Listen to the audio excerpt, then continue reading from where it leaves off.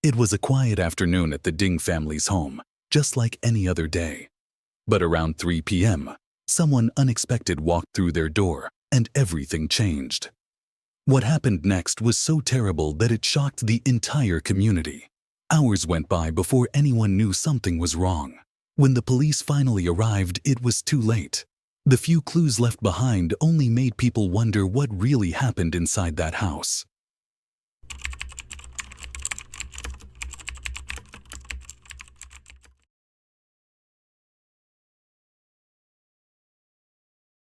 Anang Du was born in 1958 in China. Little is known about his early life or family background, but from a young age, he showed a strong interest in business and traditional Chinese medicine. He eventually specialized in this field, and it was through his work that he met his future wife. The couple later had a son, though the details of his life remained private. By 1998, Anang Du decided to expand his horizons and, along with his family, relocated to the United Kingdom in search of a better future. Shortly after their arrival, Anang Du crossed paths with the Ding family, with whom he shared not only a cultural background, but also a deep passion for traditional Chinese medicine. The Ding family consisted of Jifeng, known as Jeff, his wife, Helen Cui, and their daughters Qing, known as Nancy and Alice. The Ding family had moved from China to the UK in the early 1990s, working tirelessly to build a better life. Both Jeff and Helen were university graduates with degrees in chemistry, and their daughters were born in Northampton in 1993 and 1999, respectively. Jeff worked as an engineering professor at the University of Manchester, while Helen was a Mandarin teacher at her daughter's school and also worked as a translator. She was known as a devoted mother and a hard worker.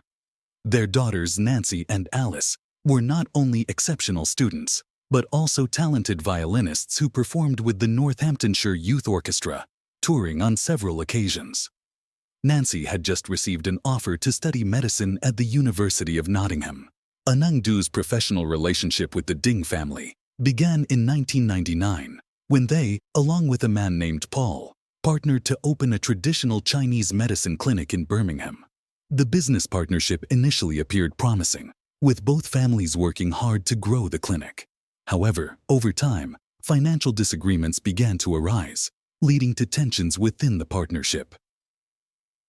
The situation escalated when Jeff accused Anang Du of mismanaging the clinic's funds. Although Anang Du was briefly arrested, no charges were filed against him. Following this incident, Anang Du was forced out of the business, but he didn't back down.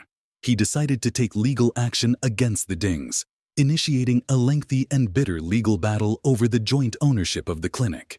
The case dragged on for nearly a decade, filled with appeals and complex legal procedures. On April 28, 2011, Anang Du lost his final appeal. The court ordered him to refrain from liquidating his assets and to pay the Ding family around $116,000 in legal fees. Furious with the outcome, Anang Du's situation worsened, as he had been in the process of negotiating the sale of a property, a deal that he now had to cancel because of the court's decision.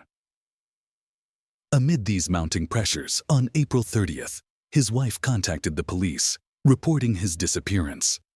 She explained that her husband had left a farewell note written in Mandarin, expressing his best wishes and asking their son to take care of his mother. She also expressed concern for his safety, fearing he might have gone to confront the Ding family due to the ongoing financial and legal issues. Given the tense history between Anang Du and the Dings, local authorities in West Midlands contacted their counterparts in Northamptonshire, asking them to check on the Ding family's home on the morning of May 1st. Officers arrived at the Ding residence, but no one answered the door, and the family's car was not present. Assuming they were not home, the officers left a card in the mailbox and departed. Later that day, police were called back to the Ding home by a neighbor who reported that something seemed wrong.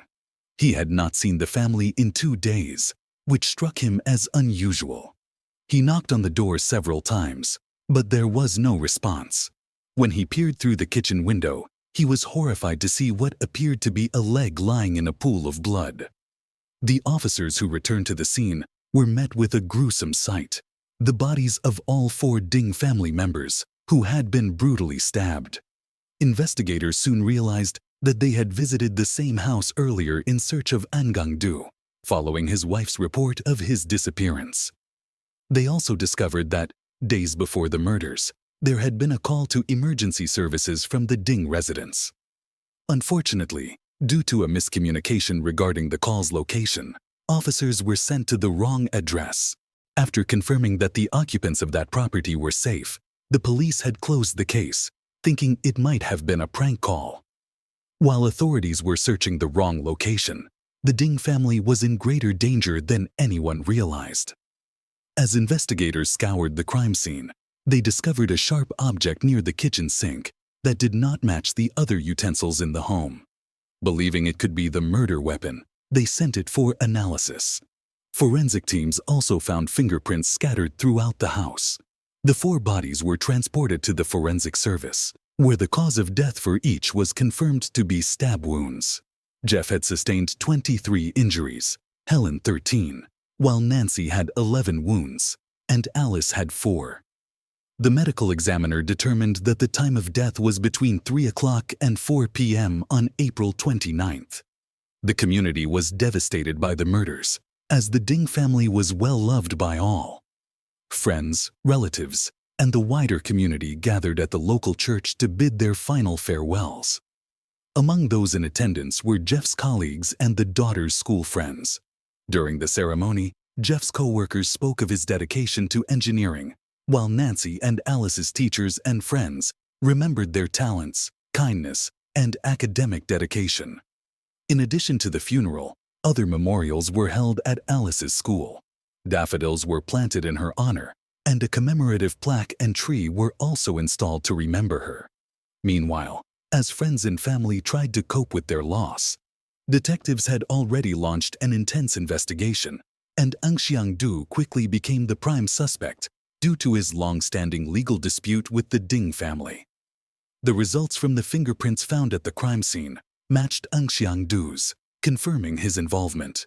Initially, based on the farewell note he left his wife, officers believed he might have taken his own life after committing the murders.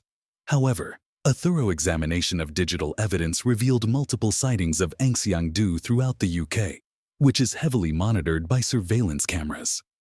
Unbeknownst to him, every step he took before and after the crime was captured on camera. His missteps began when he left his house on the morning of April 29th. He hadn't considered the possibility of being tracked and took no precautions. His movements were traced back to that morning around 10 a.m., when he left his home to head to the store where he practiced Chinese medicine. His wife normally accompanied him, but that day, she stayed home to watch the royal wedding, which was taking place. Ang Xiangdu drove to the train station, bought a ticket to Birmingham, and surveillance cameras recorded every moment. He spent little time at his shop, just enough to write a farewell note to his wife and retrieve a bag containing a knife. After that, he boarded a train to Birmingham and began his grim journey, switching to a bus at Northampton Station, arriving at 12:37 p.m. From there, he boarded another bus heading to the town where the Ding family lived. He appeared perfectly calm as he asked the bus driver for directions, though the driver mistakenly gave him the wrong address, forcing Ang Xiangdu to walk a considerable distance to reach the Ding residence, which he finally arrived at around 3 p.m., committing the brutal murder shortly after. Despite initial searches at airports and Eurostar services yielding no results, police later determined that Ang Xiangdu had driven to London and abandoned his car on a residential street. By 8 a.m. on April 30th, the day after the murders, he was already on a bus bound for Paris. From there, he slipped undetected into Spain and eventually made his way to the ferry port of Algeciras. Northamptonshire police launched the largest manhunt in the region's history, deploying over 240 officers to track down the suspect. Detectives spent 5,000 hours reviewing surveillance footage across the UK. They released security camera images from the day of the crime, hoping more witnesses might come forward to identify Ang Xiangdu, described as an older man in his 50s, small in stature and slightly hunched. The search expanded internationally with the help of Interpol, issuing alerts in 180 countries. Leads began trickling in, but it took time to process them all. Investigators questioned over 400 people and made 9 arrests, although none turned out to be the suspect. Some of those arrested were believed to have ties to unsolved, though this proved to be false. The police offered a $13,200 reward, which was later increased to $33,000 for information leading to unsolved's capture. Finally, after 14 months, authorities received a tip from a construction worker in Morocco who claimed to have seen a photograph of unsolved in a local newspaper and believed he had worked alongside the fugitive. The man told officers that he and his co-workers had taken pity on unsolved, often bringing him food and trying to assist him however they could. Upon learning this, UK police traveled to Spain and requested unsolved's capture by Moroccan authorities. Unsolved was arrested on July 7, 2012, in a partially constructed apartment building in Tangier, where he had been sleeping on a makeshift bed and using a small gas stove to cook. When confronted with the evidence, he couldn't deny his involvement in the murders and confessed to everything. Although there was no formal extradition agreement between the UK and Morocco, British authorities submitted an official request to the Ministry of the Interior, and unsolved was eventually flown to Heathrow Airport on February 20, 2013, to face justice for his crimes. On February 21st, he appeared before Northampton Magistrates Court, where he was charged with 4 counts of murder for the Ding family killings and remanded in custody awaiting trial.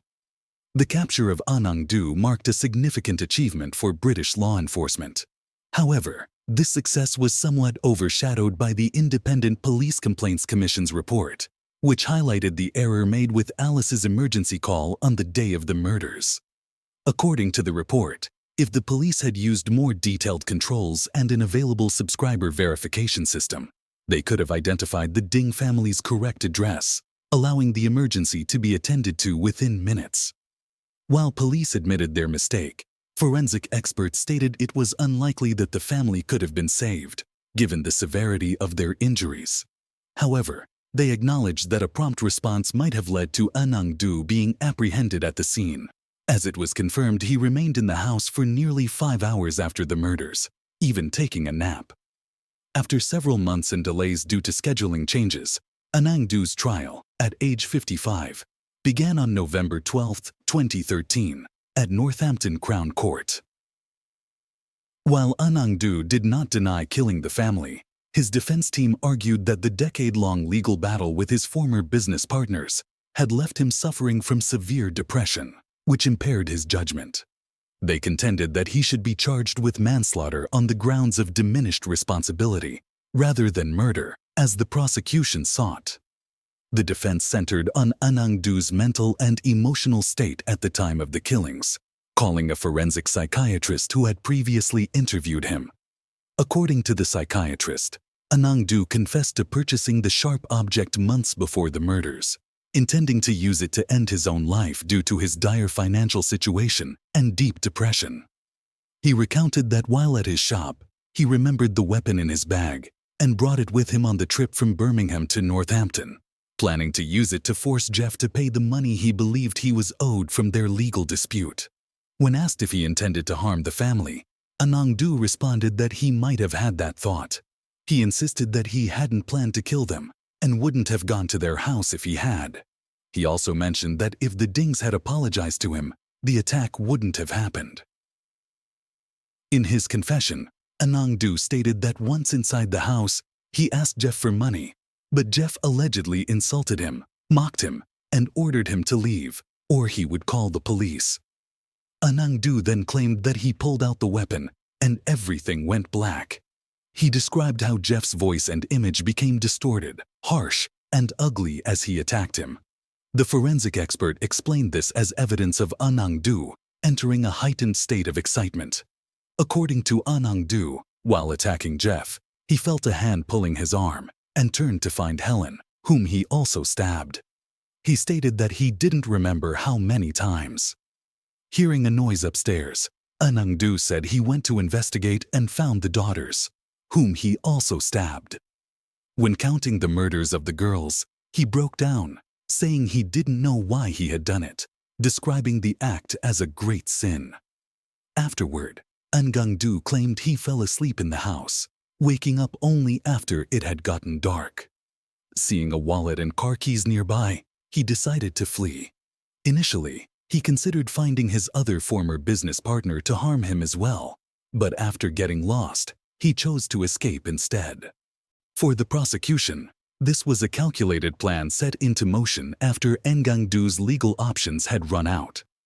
Prosecutors argued that his financial ruin was the catalyst for the murders, which were acts of cold-blooded revenge. They presented evidence, including fingerprints found at the scene, the weapon that Anangdu had carried from his shop, and the farewell note he left for his wife, indicating premeditation.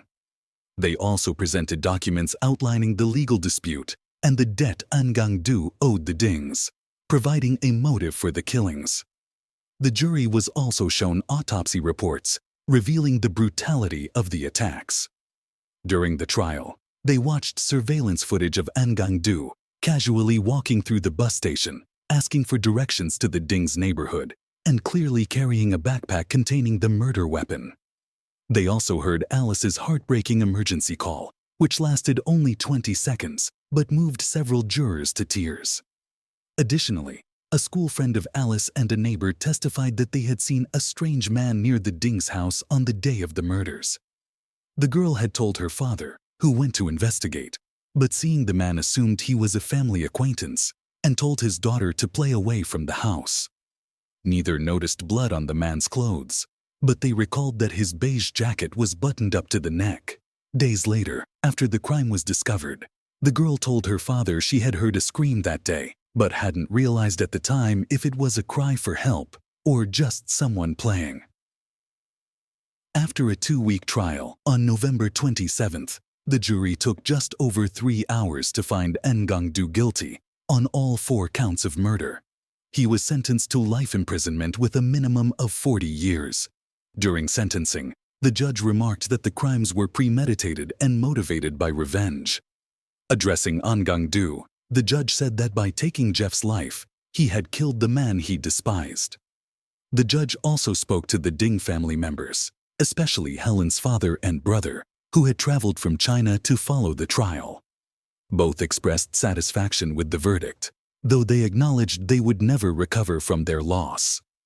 Anangdu appealed his conviction in 2014, but it was rejected on June 4th of that year. The court upheld the original life sentence, citing the heinous nature of the crimes. Today, Anangdu remains imprisoned at a high-security facility, where some of the UK's most dangerous criminals are held. If you enjoyed the video, then make sure to hit that like button and also subscribe to our channel so you won't miss out any latest videos.